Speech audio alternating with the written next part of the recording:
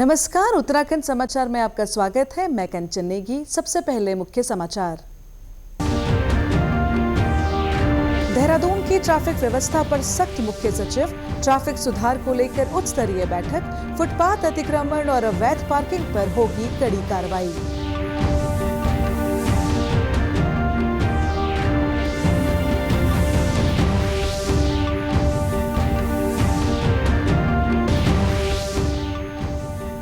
चारधाम यात्रा को लेकर अंतिम दौर की तैयारियां तेज। अधिकारी ग्राउंड जीरो पर ले रहे व्यवस्थाओं का जायजा। यात्रियों की सुविधाओं के लिए हेल्पलाइन नंबर और मोबाइल ऐप की सुविधा।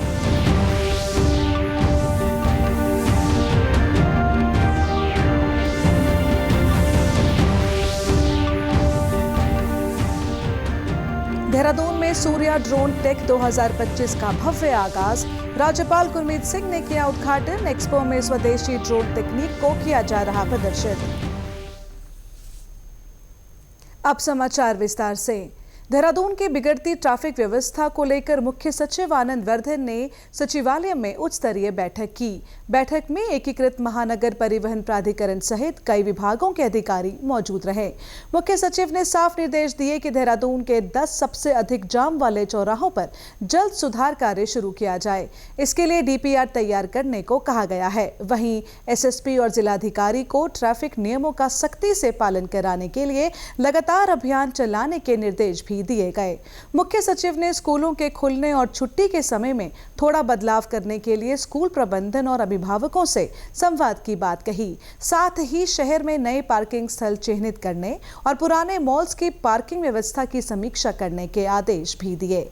फुटपाथ पर अतिक्रमण और अनधिकृत पार्किंग पर भी मुख्य सचिव ने सख्त कार्रवाई के निर्देश दिए। उन्होंने कहा कि चौड़ी की गई सड़कों के किनारे दोबारा गाड़ियां खड़ी हो रही हैं, जिससे यातायात फिर से बाधित हो रहा है। मुख्य सचिव ने आड़त बाजार को शिफ्ट करने की प्रक्रिया को तेज करने और व्यापारियों को प्लॉट आवंटन शीघ्र पूरा करने के निर्देश दिए। इसके लिए एक निर्धारित कार्य कैलेंडर तैयार करने को भी कहा गया। चारधाम यात्रा की तैयारियां जोरों पर हैं और प्रशासनिक अमला लगातार व्यवस्थाओं का जायजा ले रहा है। इसी क्रम में गढ़वाल मंडल आयुक्त विनय शंकर पांडे और आईजी गढ़वाल राजीव स्वरूप ने ट्रांजिट कैंप ऋषिकेश का दौरा किया और यात्रियों के लिए सुगम सेवाएं सुनिश्चित करने के निर्देश दिए। आयुक्त विनय शंकर पांडे ने बताया कि चारधाम यात्रा पर किसी तरह की संख्या सीमा नहीं है, लेकिन ऑफलाइन रजिस्ट्रेशन यात्रा से कम 48 घंटे पहले ही किया जाएगा और इसके लिए आधार नंबर अनिवार्य रहेगा। उन्होंने बताया कि मोबाइल टीमें धर्मशालाओं में जाकर पंजीकरण कर रही हैं ताकि तीर्थ यात्रियों को कोई असुविधा न हो। उन्होंने अधिकारियों को निर्देश दिए कि हर स्तर पर सुगम सेवाएं सुनिश्चित की जाएं। जैसा कि ये निर्णय उच्च स्तर पर लिया जा चुका था कि संख्या का कोई प्रतिबंध नहीं है और जो भी तीर्थयात्री आएगा उसको दर्शन का लाभ दिया जाएगा। बस फ़र्क इतना है कि ऑनलाइन जिसने करा दिया है एडवांस में वो तो अपनी सुविधा से करा चुका है, लेकिन ऑफलाइन रजिस्ट्रेशन में धाम से केवल 48 घंटे पहले ही हम रजिस्ट्रेशन करेंगे।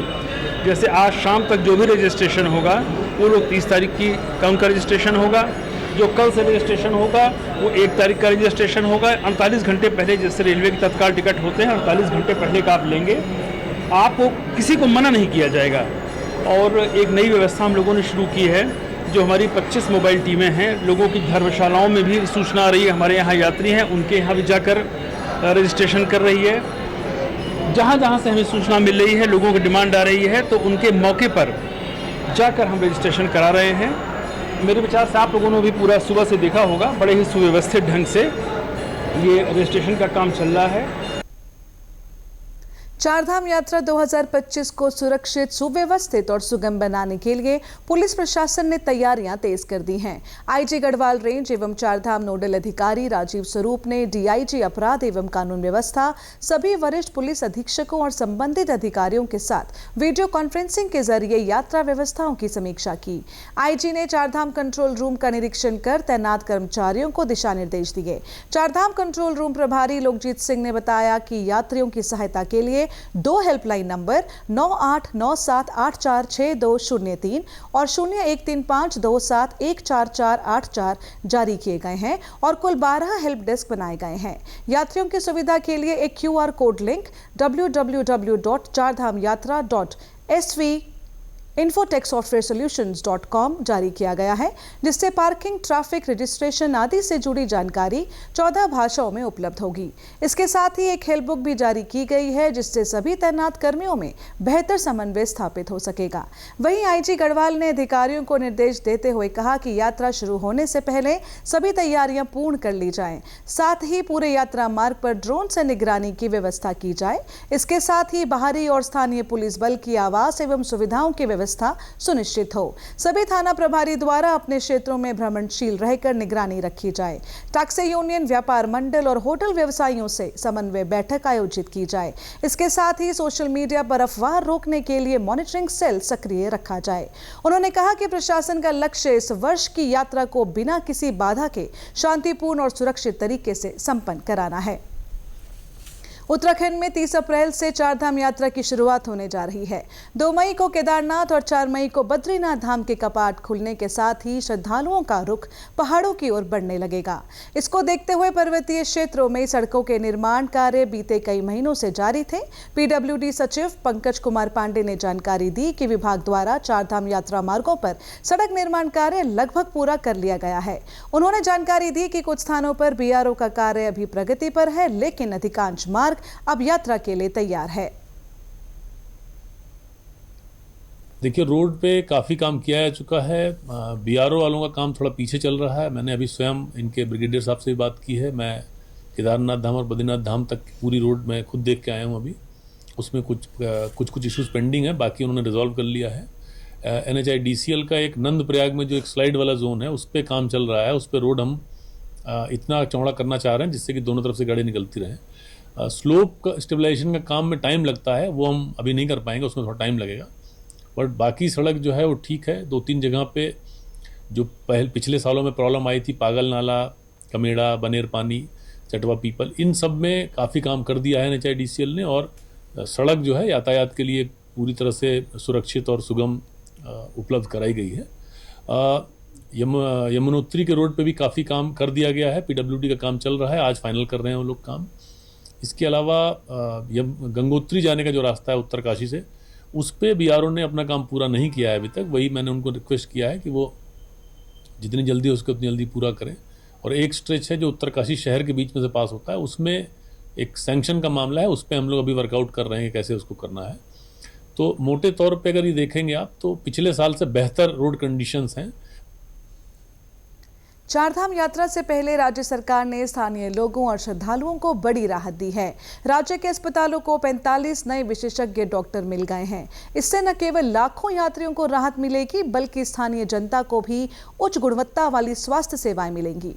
इन विशेषज्ञ डॉक्टरों को सर्जरी, स्त्री रोग, बाल रोग, एनेस्थीसिया, ENT जैसी अहम शाखाओं में तैनात किया गया है। स्वास्थ्य सचिव डॉक्टर R राजेश कुमार ने बताया कि सभी डॉक्टर PG कोर्स के बाद सेवा में लौटे हैं और उन्हें चारधाम यात्रा वाले संवेदनशील जिलों में तैनात किया गया है। उन्होंने बताया कि चारधाम यात्रा के दौरान बढ़ते स्वास्थ्य जोखिमों को देखते हुए सरकार ने high altitude medicine, trauma care और कार्डियक इमरजेंसी के लिए भी विशेष तैयारी की है। वहीं सरकार ने डॉक्टरों को निर्देश दिए हैं कि वे तुरंत अपनी नई तैनाती पर कार्यभार ग्रहण करें। तय समय पर कार्यभार न संभालने पर कार्रवाई की चेतावनी भी दी गई है। देहरादून कैंट के जसवंत ग्राउंड में भारतीय सेना की मध्य कमान और भारतीय रक्षा उत्पादक समाज के सहयोग से सूर्या ड्रोन टेक 2025 का आयोजन शुरू हो गया है। इस 2 दिवसीय एक्सपो का उद्घाटन उत्तराखंड के राज्यपाल गुरमीत सिंह ने किया। 29 से 30 अप्रैल तक आयोजित हो रहे इस एक्सपो में स्वदेशी ड्रोन तकनीक को प्रदर्शित किया जा रहा है, जो आत्मनिर्भर भारत अभियान को मजबूती दे रहा है। कार्यक्रम में ऐसे ड्रोन भी प्रदर्शित किए जा रहे हैं जो सेना के लिए हथियार ढोने जैसे महत्वपूर्ण कार्यों में मदद करेंगे। कृषि मंत्री गणेश जोशी ने Uttarakhand state seed and organic certification agency पर जैविक उत्पादों के प्रमाणीकरण के लिए प्रतिबंध लगाए जाने के प्रकरण की गंभीरता को देखते हुए त्वरित संज्ञान लेते हुए अधिकारियों को तत्काल कार्रवाई के निर्देश दिए हैं। उन्होंने कृषि विभाग के सचिव को निर्देश जारी करते हुए अपर सचिव स्तर के अधिकारी की अध्यक्षता में 4 सदस्यीय जांच समिति गठित करने का आदेश दिया है। समिति को निर्देशित किया गया है कि वे आगामी 10 दिनों के भीतर समस्त औपचारिकताओं की जांच कर पूरी आख्या सहित संबंधित पत्रावली प्रस्तुत करें।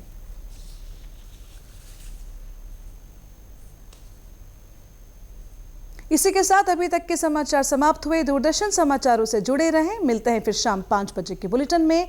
नमस्कार।